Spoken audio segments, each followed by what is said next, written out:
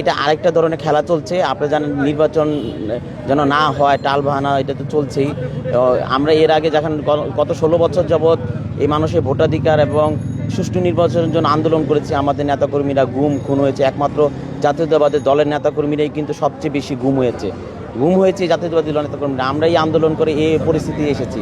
এই July August আন্দোলনের পর, অন্তর্বর্তীকালীন সরকারের পর এই নির্বাচন দেখা গিয়েছে যে গত 16 বছর এই বিগত দিনগুলিতে কারা আন্দোলন করেছে, কারা রাজপথে ছিল, কারা জনগণের জন্য কাজ করেছে, জাতীয়তাবাদী দলের নেতাকর্মীরা করেছে। তো এই প্রেক্ষাপটে তারা যখন অন্তর্বর্তীকালে নতুন যে ছাত্র সমাজ, এই যে এনসিপি বলেন, যারা বলেন, তারাই কিন্তু এসে দেখতেছে যে জাতীয়তাবাদী দলের বাইরে কেউ নাই। হ্যাঁ, তো এখন এরা নির্বাচন যেন না হয়, নানা ধরনের ম্যাডাম একটা ইস্যু তৈরি করছে। ম্যাডাম অসুস্থ, এই জন্য তফসিল ঘোষণা করার বিষয়টা, এটা একটা বিষয়, ওইটা একটা বিষয়। নির্বাচনের কার্যক্রম কিন্তু চলছে।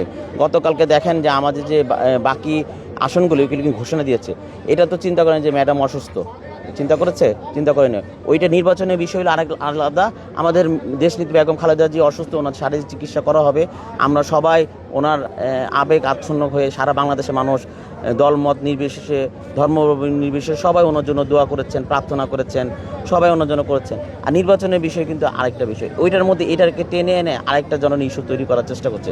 নির্বাচন হবে, নির্বাচন সময় মতোই হবে আর কি। বিষয়ে আপনারা জানেন যে আমরা ইতিমধ্যে আমাদের মাঝে আমাদের বিএনপি ভারপ্রাপ্ত চেয়ারম্যান জনাব তারেক রহমানের সহধর্মিনী জুবাইদা রহমান উনি আসছেন। ম্যাডামের শারীরিক কন্ডিশন দেখে এবং যে আসার কথা কাতার এয়ারলাইন্সে, ওটা যান্ত্রিক ত্রুটির কারণে হয়তো একদিন পিছিয়েছে।